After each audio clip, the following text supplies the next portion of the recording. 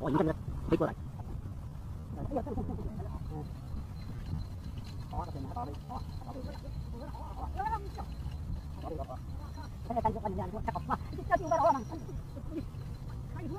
Hai này là